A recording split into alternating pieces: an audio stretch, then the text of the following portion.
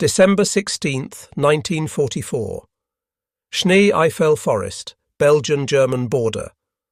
The frozen fingers of Gefreiter Klaus Zimmermann struggled to divide 6 cigarettes among 8 men, calculating fractions in the pre-dawn darkness while American artillery thundered in the distance. His squad had been promised special rations for the Ardennes offensive, Hitler's last gamble. Yet here they were, sharing their daily cigarette allocation like beggars dividing crumbs. 6 cigarettes, 8 men. Tomorrow, perhaps 5 cigarettes, if the supply truck arrives, if it has fuel, if it hasn't been strafed by Jabos.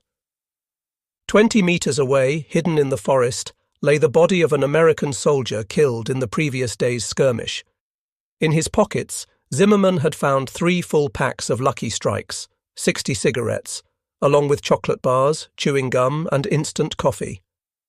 The dead American carried more luxury items than Zimmermann's entire company had seen in months. This single discovery would begin an avalanche of revelations that would psychologically devastate the Wehrmacht more thoroughly than any military defeat.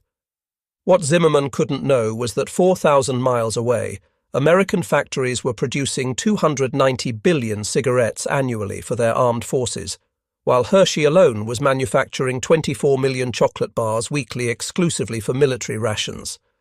The mathematics of abundance versus scarcity was being calculated not in staff rooms, but in soldiers' pockets, where everyday luxuries became harbingers of inevitable defeat. The Wehrmacht ration system of 1944 existed more in theory than practice. Officially, each German soldier was entitled to a daily allocation that would have seemed adequate. 750 grams of bread, 45 grams of butter or fat, 120 grams of sausage or cheese, 200 grams of meat, when available, and notably, 7 cigarettes or 2 cigars. However, Wehrmacht regulations limited soldiers to no more than 6 free cigarettes daily, a restriction that became meaningless as supplies dwindled. This allocation, established in 1939, had been progressively reduced as Germany's fortunes waned, but even the theoretical ration revealed the Reich's fundamental miscalculation about modern industrial warfare. Obergefreiter Wilhelm Hoffmann, stationed with the 352nd Infantry Division in Normandy, recorded in his diary in May 1944. The Spieß supply, Sergeant laughed when I asked about our cigarette ration. 6 per day. We had received 6 per week for the last 2 months, and those were French captures from 1940, so stale they crumbled when lit. According to historian Robert N. Proctor's research in German archives, by 1944, a Wehrmacht survey of 1,000 servicemen found that 87% smoked regularly, though consumption had declined 23.4% from pre-war levels due to severe shortages. 2/3 of Germany's tobacco factories had shut down by 1942, converted to armaments production. The SS, despite its leadership's anti-smoking stance, provided its combat units with just 1.5 cigarettes daily, 6 cigarettes per 4-day field ration, justified as a nerve tonic for combat stress. The American K-ration, by contrast, represented the apex of industrial efficiency applied to military logistics. Each daily ration contained 3 meals, and within each meal unit, alongside the 3,500 calories of food, came a cornucopia of comfort items. 4 cigarettes per meal unit, 12 daily total, chocolate bars, 2 ounces initially, later split into 2 1-ounce bars, chewing gum, 2 sticks, instant coffee, sugar tablets, and toilet paper. The cigarettes alone, brands like Camel, Lucky Strike, Chesterfield, and Philip Morris, were fresh, packaged in waterproof cellophane, and included matches. Major Robert Johnson of the U.S. Army Quartermaster Corps, writing in a 1944 report, noted, "The inclusion of cigarettes and confectionery serves purposes beyond mere comfort. These items maintain morale, provide quick energy, and serve as universal currency in liberated territories. We calculate that each soldier's daily comfort items cost 47 cents, a price the United States can afford to pay 11 million times daily." The numbers behind these allocations told a story of 2 fundamentally different war economies. In 1943, American tobacco companies, having pledged full support to the war effort, were producing cigarettes at rates that defied German comprehension. The American Tobacco Company alone manufactured 75 billion cigarettes annually. R.J. Reynolds added another 60 billion. Liggett and Myers contributed 50 billion more. These companies had converted their entire production to military supply, with civilian markets becoming secondary. Soldiers could purchase additional cigarettes at military stores for just 50 cents per carton or 5 cents per pack. By comparison, Germany's entire cigarette production in 1944 totaled approximately 40 billion, and the Wehrmacht competed with 80 million civilians for this supply. The mathematics were stark. America produced 7.25 cigarettes for every German cigarette, while supporting a military force that was better supplied and a civilian population that still enjoyed relative abundance. Hauptmann Friedrich Becker, a staff officer captured in Italy, later testified to American interrogators. "We calculated everything: ammunition, fuel, tanks. We never calculated cigarettes and chocolate. We should have." They told the real story of who would win. The chocolate differential was even more revealing. Hershey's military production, reaching 24 million bars weekly at peak, exceeded Germany's entire confectionery industry output. The company had developed the field ration D bar specifically for military use.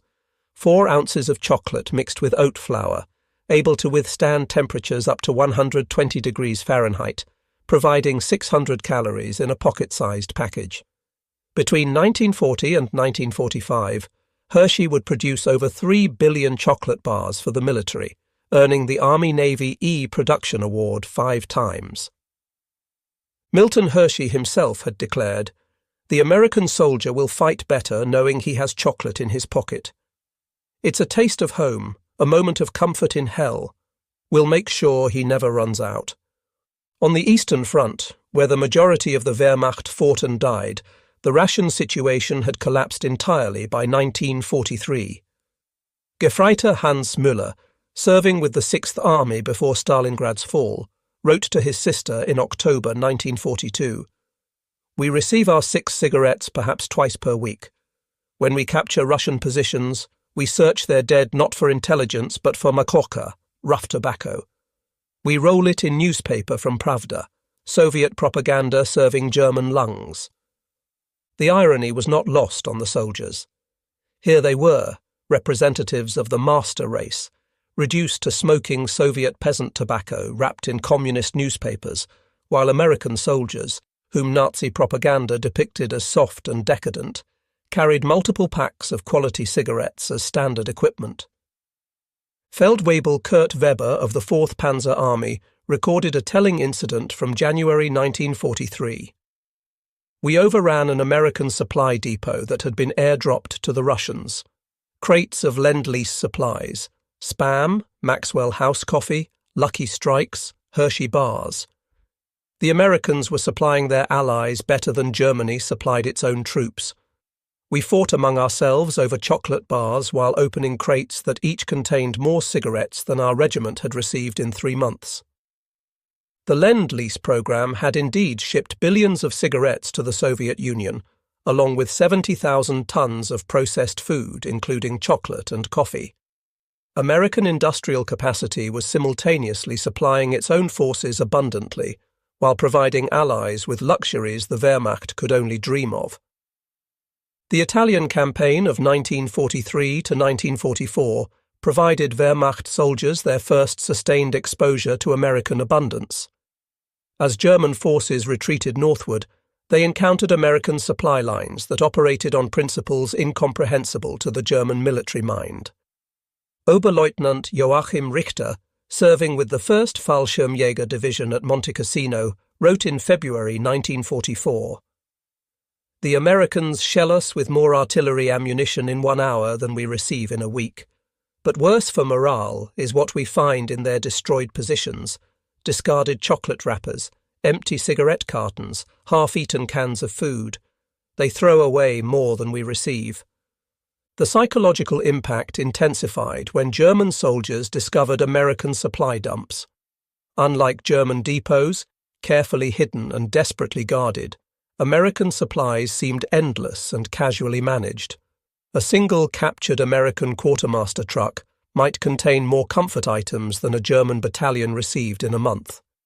Unteroffizier Franz Hartmann recalled discovering an abandoned American supply point near Anzio. Hundreds of cases of K-rations, each box containing cigarettes and chocolate. We calculated, this one supply point, apparently considered minor by the Americans, contained more cigarettes than our entire division had received since arriving in Italy. My men filled their pockets, their bread bags, their gas mask containers with Lucky Strikes and Hershey bars. For 2 weeks, we smoked American cigarettes. When they ran out and we returned to our allocation, when it arrived, of 6 per day, several men broke down crying. D-Day brought the supply differential into devastating focus. As Allied forces poured onto the beaches, they brought with them a logistics operation that redefined military supply. Operation Overlord involved not just combat supplies, but millions of comfort rations. In the first week alone, 14 million cigarettes and 800,000 chocolate bars landed on Normandy beaches. Grenadier Joseph Wagner of the 21st Panzer Division wrote about encountering American paratroopers' supplies scattered across the Norman countryside. Every American soldier seemed to have fallen from the sky with a personal tobacco shop. We found containers with cartons of cigarettes. Cartons. Each American paratrooper carried more cigarettes than our company received in a month. The chocolate was everywhere, some type that didn't melt in the heat. Our emergency iron ration, meanwhile, was a tin of meat that might have been canned in 1941. The stark contrast demoralized German defenders. Feldwebel Heinrich Schmidt of the 352nd Infantry Division reported, "My men increasingly volunteer for patrols not for military intelligence, but to search American bodies for cigarettes and chocolate. A dead American provides more comfort items than the German supply system. This is not warfare, it's wealthy men fighting paupers." The American replacement system compounded the psychological blow.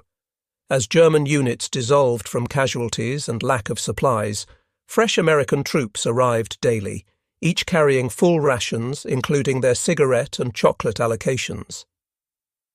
The Germans watched enemies discard half-empty cigarette packs because they were too crushed, while Wehrmacht soldiers carefully straightened bent cigarettes found in the mud. Major Karl von Rundstedt, no relation to the Field Marshal, serving as a supply officer for Panzer Lehr Division, calculated the impossible mathematics in his journal. Each American division in Normandy consumes approximately 130,000 cigarettes daily. This single division smokes more than 3 German divisions combined, if those divisions received their full allocation, which they haven't for 2 years.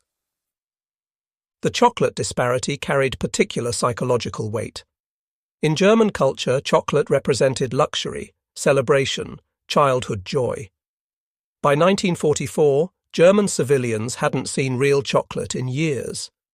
Ersatz chocolate, made from roasted barley and artificial flavouring, sold for exorbitant prices on the black market. Real chocolate had become memory. Yet American soldiers treated chocolate as mundane, disposable even. The D-ration bars were designed to taste a little better than a boiled potato, while later tropical chocolate bars were formulated to resist melting. By late 1944, K-rations included commercial candy bars like Milky Way and Mars Torrid Zone bars specially created for heat resistance. Gefreiter Paul Zimmermann wrote about finding an American position in the Hürtgen forest. Chocolate bar wrappers everywhere, some with bites taken, then discarded. My hands shook as I gathered them, licking the remaining chocolate from the inside of the wrappers like a dog. I had not tasted real chocolate since 1941. These Americans threw away what my children would consider a dream. The American military chocolate program represented industrial might, applied to morale. Hershey wasn't alone. Mars produced millions of specialty bars weekly for military use. Nestlé contributed millions more. The Quartermaster Corps had determined that chocolate provided optimal calories-to-weight ratio while offering psychological comfort that transcended nutrition. Colonel James Harrison of the Quartermaster Corps explained in a 1944 memo, "A soldier eating chocolate doesn't feel like he's at war for that moment. He's home, he's human, he's cared for by his nation. This psychological effect multiplies combat effectiveness beyond any caloric calculation." German soldiers increasingly recognized this philosophy's absence in their own system. The Wehrmacht treated soldiers as tools requiring minimum maintenance. The American military treated soldiers as humans deserving comfort, even in war. This philosophical difference, made tangible in chocolate bars and cigarette packs, eroded German morale more effectively than propaganda ever could. By late 1944, American cigarettes had become the universal currency in German-occupied territories. A single pack of Lucky Strikes could buy a chicken, a carton could purchase a bicycle. German soldiers increasingly found themselves using their meager pay to buy American cigarettes from French or Belgian black marketeers. Cigarettes that had been discarded or traded by American soldiers who had too many. Obergefreiter Hans Dietrich wrote from Belgium in September 1944. "The ultimate humiliation, buying American cigarettes with German marks from Belgian farmers who got them free from American soldiers. One pack costs more than my daily pay. The Americans hand them out to children as gifts." This economic reality reflected the broader supply catastrophe. Germany's war economy, despite Albert Speer's production miracles, could barely maintain weapons and ammunition production. Luxury items like cigarettes and chocolate had been sacrificed for total war. America's economy, operating at unprecedented capacity, produced both implements of war and comforts of peace simultaneously. The statistics were damning. In 1944, America produced 500,000 military trucks, 96,000 aircraft, 17,000 tanks, and 290 billion cigarettes. Germany managed 40,000 trucks, 25,000 aircraft, 8,000 tanks, and 40 billion cigarettes, most reserved for civilians to maintain home front morale. The ratios told the story. America could afford comfort. Germany could barely afford survival. The American supply system that delivered cigarettes and chocolate to frontline troops represented logistics elevated to art form. From factory to foxhole, the system operated with choreographed precision that German officers studied with professional admiration and personal despair. Ships departed American ports daily, carrying millions of tons of supplies. Liberty ships, mass-produced at rates Germany couldn't fathom, carried holds filled with everything from Sherman tanks to Hershey bars. Upon reaching British or French ports, supplies moved through a distribution network that seemed to operate outside the normal constraints of war. Hauptmann Erich Weiss, a logistics officer captured in France, later described his interrogation by American intelligence. "They asked about our supply routes, our depot locations, our distribution challenges. When I explained our system, the delays, the shortages, the constant improvisations, they seemed genuinely puzzled. One officer asked, 'But how do you maintain regular cigarette distribution?' When I laughed and said we didn't, he looked at me with pity, not triumph."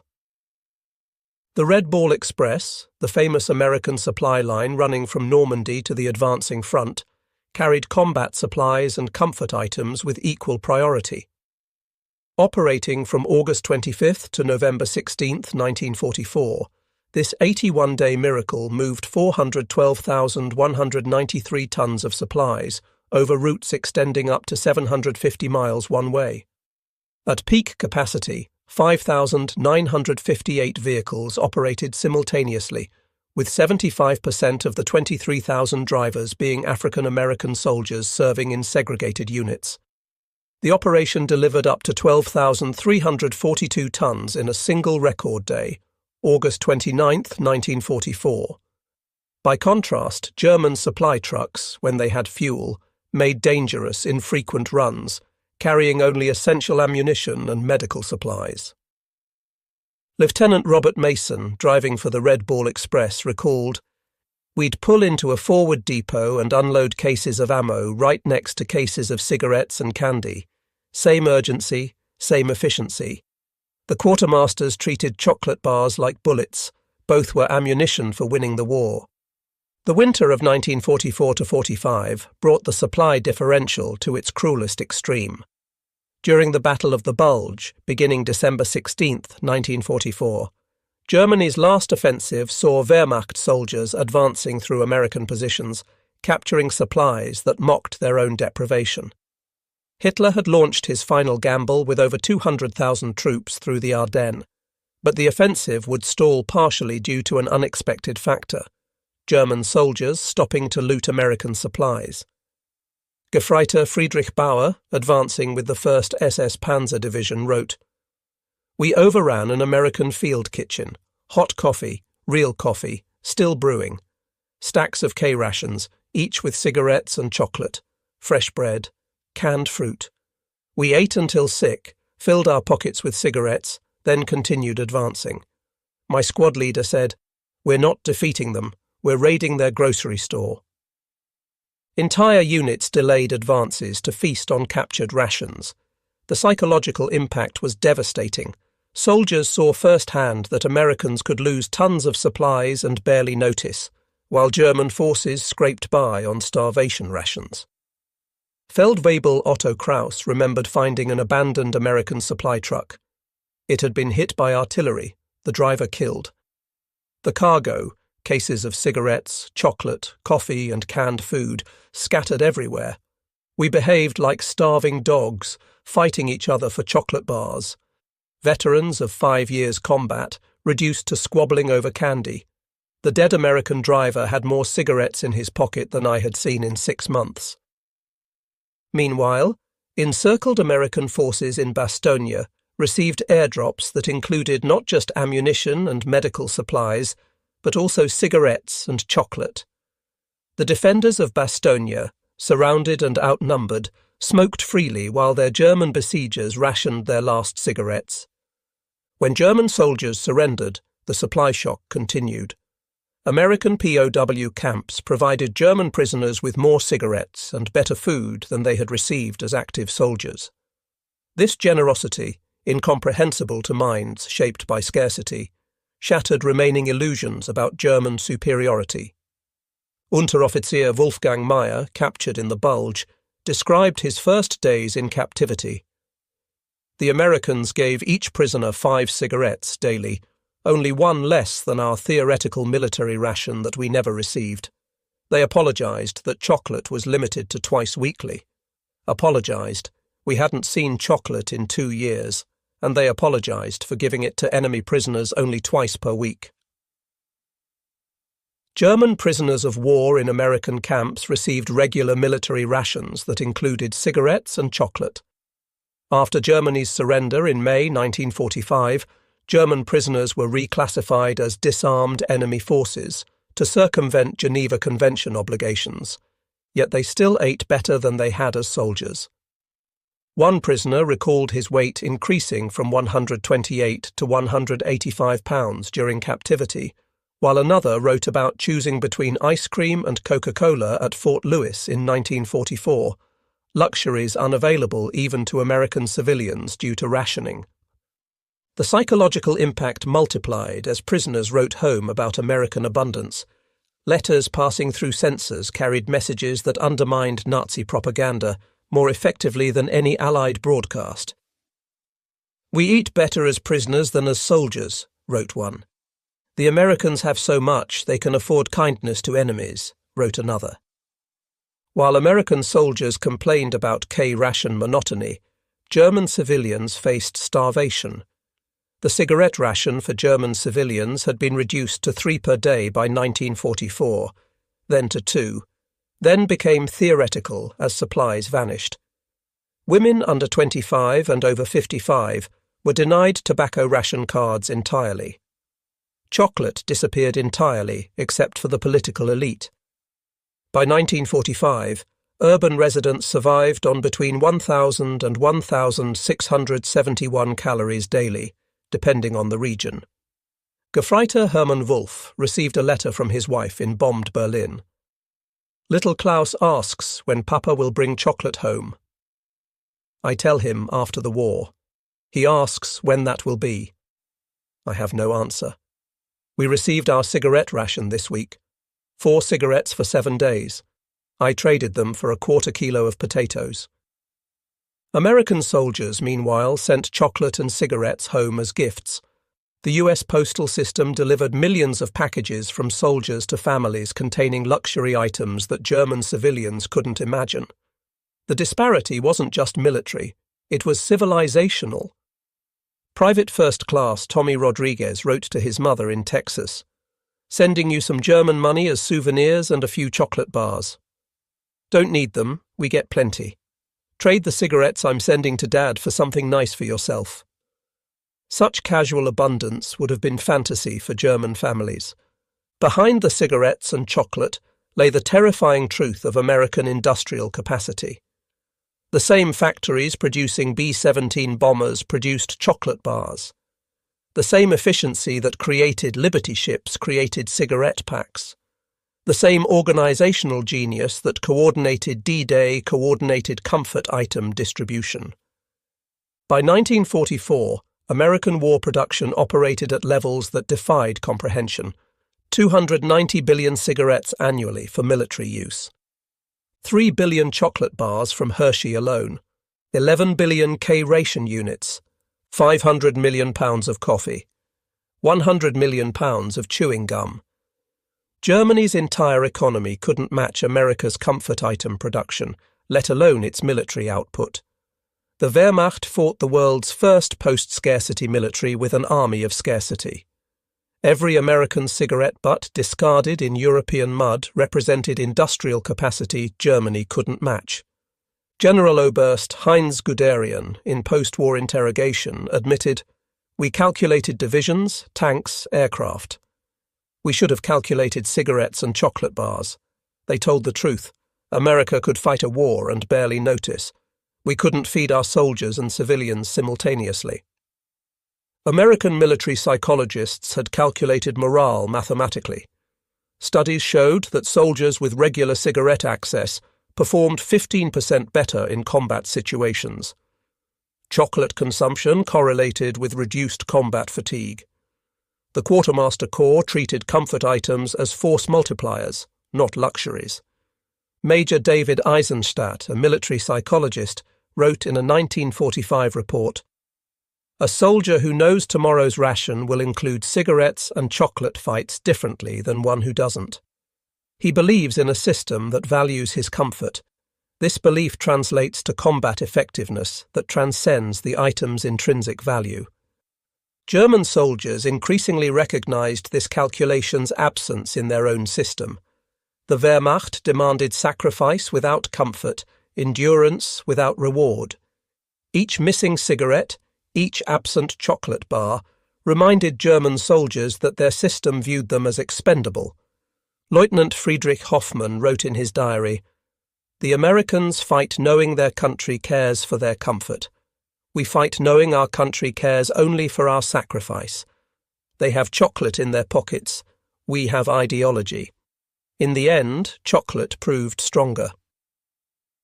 By early 1945, the black market exchange rates told the story of defeat. 1 American cigarette traded for 5 German cigarettes. A Hershey bar could buy a Wehrmacht dress dagger.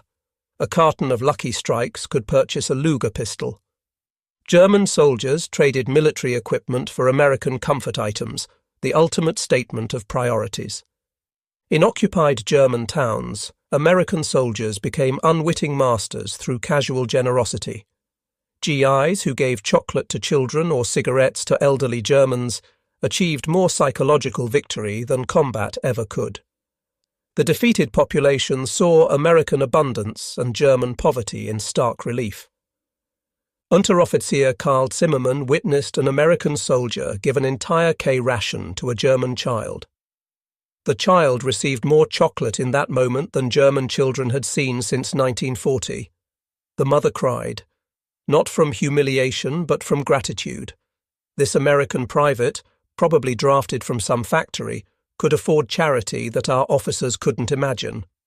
Master Sergeant Bill Patterson, Supply Sergeant for the 29th Infantry Division, kept detailed records that survived in the National Archives.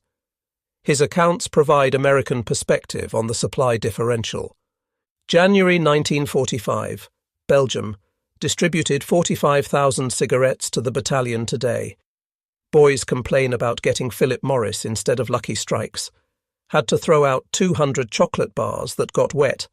Regulations say we can't distribute damaged comfort items. The German prisoners we're guarding watched us burn perfectly edible chocolate. One cried. February 1945, Germany. Supply truck hit a mine.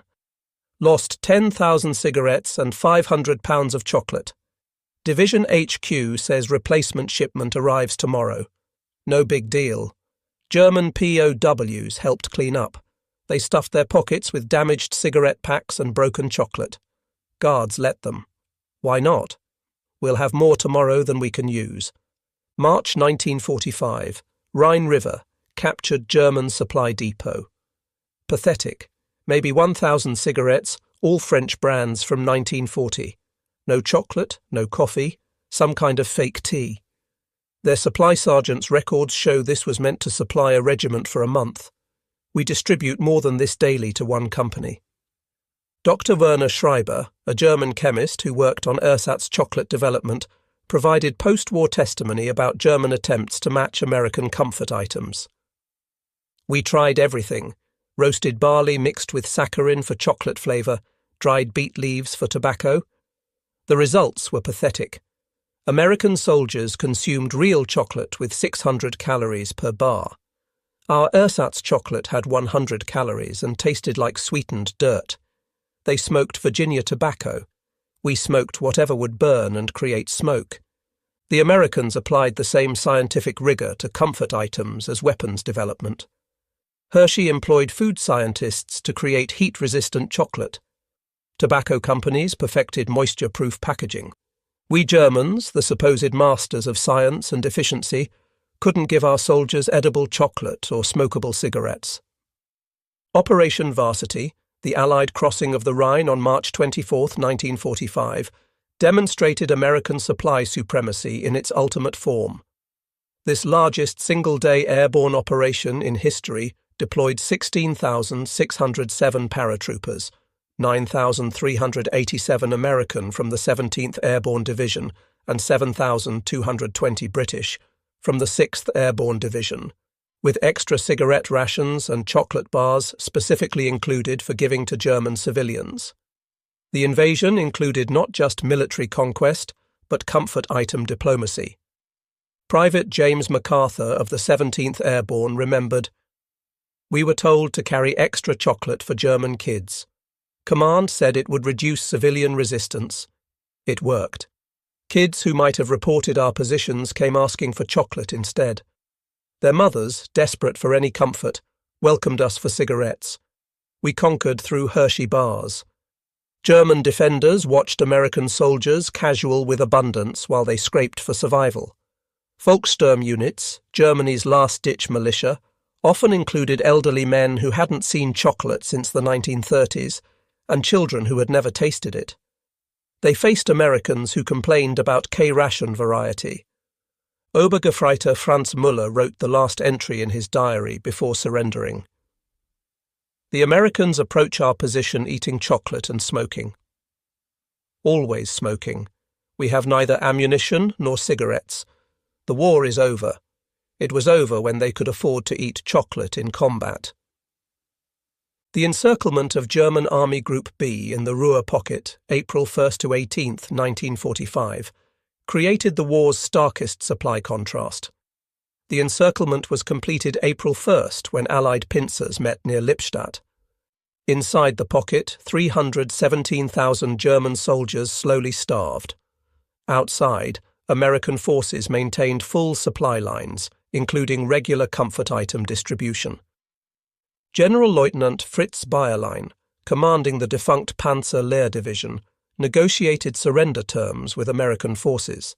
He later recalled, The American colonel offered me a cigarette during negotiations, a full pack actually, said I could keep it. I hadn't seen a full pack in 2 years. He smoked continuously during our meeting, stubbing out half-finished cigarettes. Each discarded butt represented more tobacco than my men had seen in weeks. American psychological warfare units exploited the disparity. Loudspeakers broadcast messages. German soldiers, we're eating hot food with real coffee while you starve. Every American soldier has cigarettes and chocolate. Surrender and eat tonight. The broadcasts worked because German soldiers knew they were true. The final surrender on April 18th yielded exactly 317,000 prisoners, more than the Americans captured in all of North Africa. Hans-Peter Richter, 12 years old in 1945, lived near Frankfurt when American forces arrived. His memoir, written decades later, captured the civilian impact. The first American soldier I saw was eating chocolate while walking, eating it casually, like bread. My mouth watered. I hadn't tasted chocolate since I was 7. He saw me staring and handed me half his bar. Half. More chocolate than my family had seen in 5 years. I ran home crying, clutching the chocolate like gold. Mother divided it into tiny pieces, one for each family member. We ate it slowly, reverently. My little sister, born in 1942, tasted chocolate for the first time. She asked if this was what victory tasted like. Mother said yes, this is what winning tastes like. We were defeated, but eating American chocolate. The Americans had won before firing a shot. American occupation policy included massive distribution of comfort items to German civilians. Operation Backhauling sent empty supply trucks back filled with cigarettes and chocolate for distribution.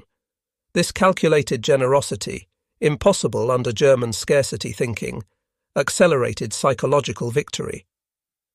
By summer 1945, American soldiers in occupied Germany distributed approximately 100 million cigarettes monthly to civilians.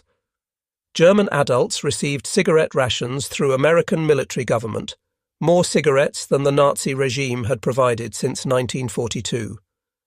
Children lined up for chocolate distribution, experiencing abundance their parents couldn't have imagined during the war. Colonel Frank Howley, military governor of Berlin's American sector, wrote, "We govern through chocolate and cigarettes as much as through force. Every German child eating Hershey's chocolate, every adult smoking American cigarettes, acknowledges American victory and abundance. These comfort items achieve what propaganda cannot: genuine acceptance of defeat." German economists studying American occupation discovered staggering statistics. The chocolate distributed free to German children in 1945 exceeded Germany's entire confectionery production from 1943 to 1945. The cigarettes given to German prisoners of war surpassed Wehrmacht combat troop rations for the entire war's last year. Professor Ludwig Erhard, future architect of the German economic miracle, analysed American supply capacity. The Americans defeated us through abundance, not just armaments. They could afford to give away what we couldn't produce. Every American cigarette in German lips, every chocolate bar in German hands, taught us that our economic system had failed fundamentally. In 1985, at a reunion of the 82nd Airborne Division, former Feldwebel Kurt Müller, now an American citizen, addressed his former enemies. "You defeated us with chocolate and cigarettes as much as with bullets and bombs. Every K-ration we captured showed us America's strength. You had so much, you could afford kindness. We had so little, we couldn't afford humanity. When I found American cigarettes on dead paratroopers at Normandy, I knew Germany would lose. No nation that could give every soldier chocolate and cigarettes could be defeated by a nation that couldn't." The American veterans applauded the former enemy who had learned war's deepest lesson, that abundance permits generosity, while scarcity demands brutality. Among documents discovered in German military archives was a letter from Frau Elisabeth Hoffmann to her son, Lieutenant Paul Hoffmann, dated March 1945. "Paul, The Americans have entered our village. They gave little Anna chocolate, real chocolate. She ate it so fast she became sick. The American medic gave her medicine and more chocolate, telling her to eat it slowly. They have so much chocolate, they can give extra to a sick German child. Your father trades his Iron Cross from the First War for cigarettes from American soldiers. They laugh and give him entire cartons, saying the medal is worth more. Such wealth that they can joke about it. We were told they were weak, decadent. They are neither. They are rich beyond imagination. The war was lost the moment they could afford to be kind to enemies. Paul Hoffman never received the letter. He had surrendered 2 weeks earlier after his unit ran out of ammunition, food and cigarettes, in that order of importance to morale. Post-war analysis revealed the full scope of American comfort item production during World War II. Cigarette production, 1941 to 1945. Total military cigarettes, 1.2 trillion. Daily production peak, 950 million. Cigarettes per serviceman annually, 10,000. Brands supplied, 45 different varieties. Cost at military stores, 50 cents per carton, 5 cents per pack. Chocolate production, 1941 to 1945. Hershey military bars, 3 billion. Peak production, 24 million weekly. Mars military products, 1.5 billion. Total chocolate to military, 20 million pounds annually. Calories from chocolate per soldier daily, 600. German production, same period. Total cigarettes, military and civilian, 175 billion. Military allocation, 40 billion. Chocolate, all types, 10 million pounds annually. Military chocolate, virtually none after 1942. Tobacco factories operational, 1/3 by 1942. The numbers revealed what German soldiers had discovered in scattered foxholes across Europe. America had fought World War II, while maintaining comfort standards that exceeded Germany's peacetime prosperity. General Walter Model, before his suicide in April 1945, wrote a final assessment that was never sent.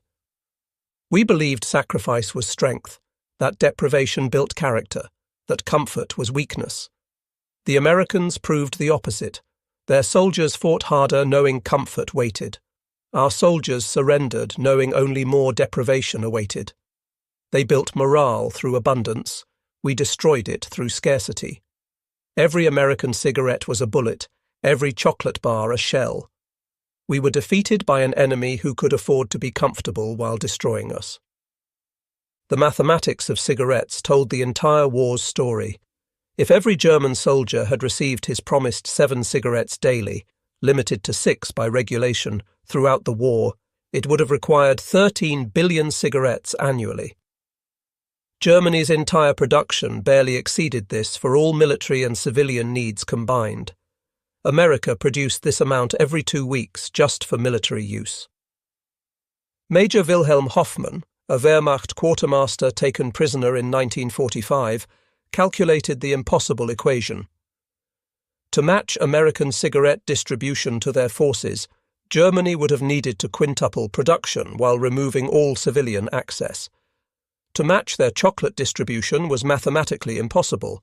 It would have required more cocoa than existed in areas Germany could access. When Field Marshal Wilhelm Keitel signed Germany's unconditional surrender on May 8, 1945, American generals offered the defeated German delegation American cigarettes. Keitel, the proud Prussian officer, eagerly accepted. In that moment, the war's reality crystallized. The defeated begging comfort items from victors who had so many they could share with enemies. General Dwight Eisenhower's aide, Captain Harry Butcher, recorded, "The Germans smoked American cigarettes like drowning men gasping air." Keitel put 3 packs in his coat. These were men who had commanded millions, reduced to hoarding Lucky Strikes. If we needed proof of total victory, it was in their desperate gratitude for American cigarettes. In 1950, 5 years after the war's end, A German schoolteacher in Hamburg asked her class what they remembered most about the war's end. 7-year-old Greta Müller, who had been 2 when Americans arrived, raised her hand. The chocolate rain. The American soldiers threw chocolate from trucks like rain. Children ran behind trucks catching chocolate bars. My brother said it was the day the world turned right side up, when chocolate fell from the sky instead of bombs. The teacher, Frau Hoffmann, had lost her husband on the Eastern Front. She wrote in her diary that night, "The children remember American chocolate more than German defeats." Perhaps that's the war's truest lesson, that abundance defeats ideology, that comfort conquers sacrifice, that nations who can afford to give chocolate to enemy children have already won. The supreme irony emerged in post-war interviews. German soldiers who had fought to the death for National Socialism, who had endured unimaginable hardships on the Eastern Front, who had maintained discipline despite overwhelming odds, identified the moment they knew defeat was inevitable, not when the Allies landed at Normandy, not when Soviet armies crossed into Germany, not when Allied bombers darkened the skies, but when they realized American soldiers had unlimited cigarettes and chocolate while they had neither. In that recognition lay the war's ultimate truth, that industrial abundance, not racial ideology, determined victory. Oberst Hans von Luck, one of Rommel's most decorated officers, summarized in his memoirs, "We thought we were warriors of the superior race, destined to rule through will and sacrifice. We were defeated by Democrats bearing chocolate bars, by factory workers carrying more cigarettes than our generals, by a nation so wealthy it could afford to waste what we couldn't produce. Every lucky strike in American lips proclaimed their victory. Every absent German cigarette admitted our defeat." The statistical epilogue. The final statistics of comfort item distribution told a story no propaganda could refute. American forces, 1941 to 1945. Cigarettes distributed, 1.2 trillion. Chocolate distributed, 5 billion bars. Coffee distributed, 500 million pounds. Chewing gum, 100 million pounds. Average calories per soldier daily, 4,300. Comfort items cost, $2.3 billion. German forces, same period. Cigarettes distributed, 35 billion, estimated. Chocolate, negligible after 1942. Coffee, ersatz only after 1941. Average calories per soldier daily, 1,800, 1945. Comfort items, no budget allocated. The numbers revealed what every German soldier who encountered Americans learned individually, that America had fought a different war, a war where soldiers expected comfort and received it, where industrial might express itself in chocolate bars as much as bombers, where victory was assured by the nation that could afford to keep its soldiers happy while fighting on 2 fronts. The story of Wehrmacht soldiers receiving 6 cigarettes daily while Americans had chocolate in every K-ration is more than a tale of supply disparity. It's the story of 2 fundamentally different systems colliding, with the outcome determined not by courage or ideology, but by productive capacity. Every German soldier who encountered American abundance, whether through captured supplies, prisoner rations, or occupation generosity, experienced the same revelation. They had been sent to fight the world's first post-scarcity military with empty stomachs and empty cigarette cases. They had been told their racial superiority and will would overcome material disadvantage. Instead, they discovered that nations capable of providing chocolate and cigarettes to millions of soldiers while waging global war possessed power beyond military force. The cigarettes and chocolate were symptoms of deeper truth. America could afford comfort because its system produced abundance. Germany demanded sacrifice because its system produced scarcity. American soldiers expected cigarettes and chocolate because their nation could provide them. German soldiers learned to expect nothing because their nation had nothing to give. In the end, the war's outcome was written not in battle plans, but in production statistics, not in ideological fervour, but in industrial capacity, not in racial theory, but in chocolate bars and cigarette packs. The Wehrmacht soldier carefully hoarding his 6 daily cigarettes when he received them, while watching American soldiers carelessly discard half-smoked Lucky Strikes, witnessed the real balance of power. The Americans had chocolate in every K-ration because they could. The Germans had ideology in every order because they had nothing else. Between chocolate and ideology, chocolate won. Between abundance and sacrifice, abundance triumphed. Between the nation that could provide comfort to its soldiers and the nation that could only demand endurance, the outcome was never truly in doubt. The Wehrmacht soldiers who received 6 cigarettes daily, when they received them at all, learned what their leaders never understood, that in modern industrial warfare, the nation that can afford to keep its soldiers supplied with comfort items has already won. The chocolate in American K-rations and the cigarettes in American pockets were not luxuries.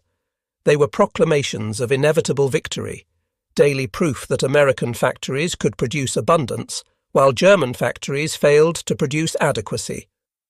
Every German veteran who tasted American chocolate, who smoked American cigarettes, who witnessed American abundance, knew the war was over long before the surrender was signed. They had seen the future, and it tasted like Hershey's chocolate and smelled like Lucky Strike tobacco. That was the final lesson of World War II, written in chocolate and cigarettes. That victory belongs to those who can produce abundance, not those who demand sacrifice. The Wehrmacht soldiers promised 6 cigarettes daily, but receiving far less, facing Americans with chocolate in every pocket, learned this truth one captured K-ration at a time.